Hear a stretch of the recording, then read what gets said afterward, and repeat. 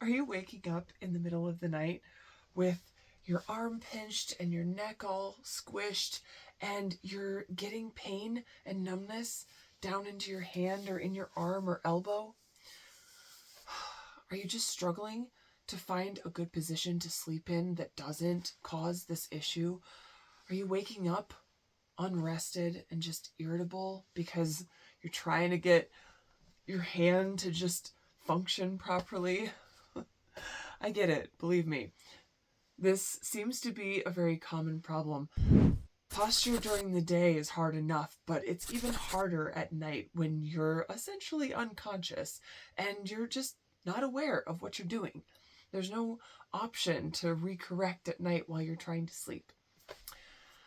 So I want to offer some solutions and a few things to suggest that can really help. Welcome to Dialectic Healing, where we discuss a fusion of physical and mental therapies so that you can obtain and maintain your healthiest self.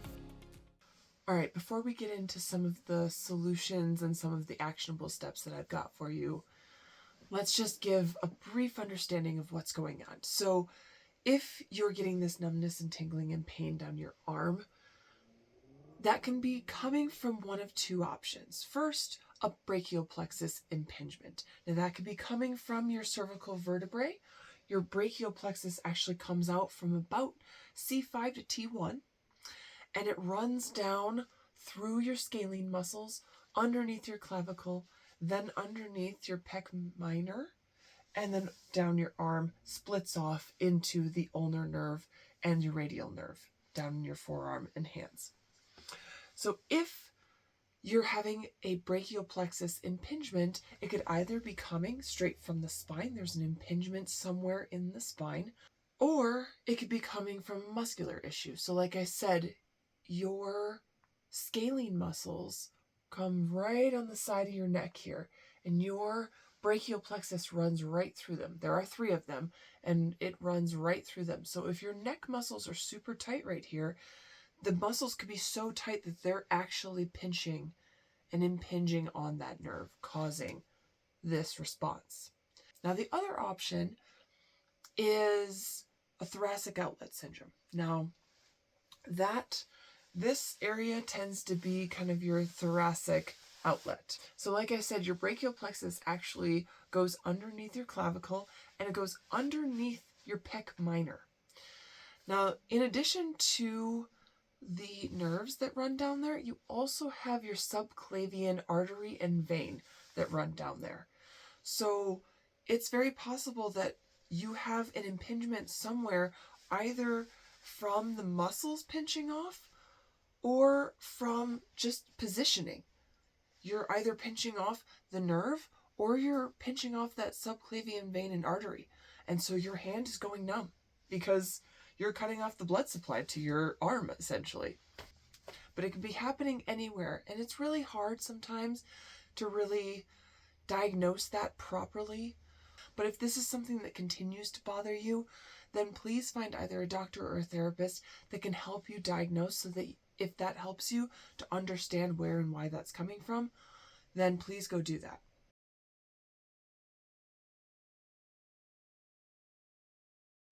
Now I've got some solutions for you. All right? 3 main solutions. First is just postural awareness.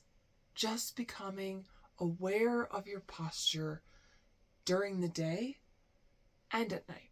If you're someone who's working on the computer a lot, your shoulders are continuing to come forward. That motion is in the neck and it's in your pec minor and pec major. So there is a lot of compression happening right here in the front. If you're on your phone a lot, that same posture is happening a lot right here, right? All of this here gets very tight from this head forward posture, the shoulder forward posture. Being aware of your posture is vital. It's absolutely vital for not just this issue, but for many other issues within the body. I mean, what you're doing at night is really hard to change. So one of the other things that I would suggest is ergonomic adjustments. Be aware of if your desk and your screen are at eye level versus looking down, right? Because then if things are down, like your phone is down, if your computer is down, everything just falls forward and this compression happens right in the front. So keeping your screen up high, holding your phone up higher, that helps. Weirdly enough, I know it looks odd to see someone doing this with their phone, but believe me, it's a much better posture to keep your shoulders back, open and up, than crunching down low like this. No good. My third thing, and this is a very important one, is practicing dynamic stretching and strengthening, mainly in the neck, shoulders, and that upper back, right? Pulling the shoulders back. Something like rowing really works that upper back. If you're feeling like that could be if it's coming from your neck, my favorite scalene muscle stretch is just turn your head just slightly and bring your head back just slightly, very slowly.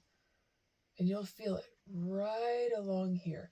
Now, this is good to just do on its own like that, but it gets even better when you start putting your shoulder behind your back or starting to reach down to the floor with your shoulder and do it. You will feel, believe me, you will feel it in this whole train. It feels so good, I tell you. So that's another one. But please go slow. Do not stretch excessively, especially with the neck. Remember, you cannot stretch and contract a muscle at the same time. That is how you tear it. But the idea is to counteract this position by doing something that cactuses your arms open, opening your pecs. That's the other one. You're stretching your scalenes and pec minor. But pec minor is smaller, and the angle you need to be at is about 40 degrees. Getting into a door jam is perfect for that. So stretching pec minor and stretching your scalenes are fantastic.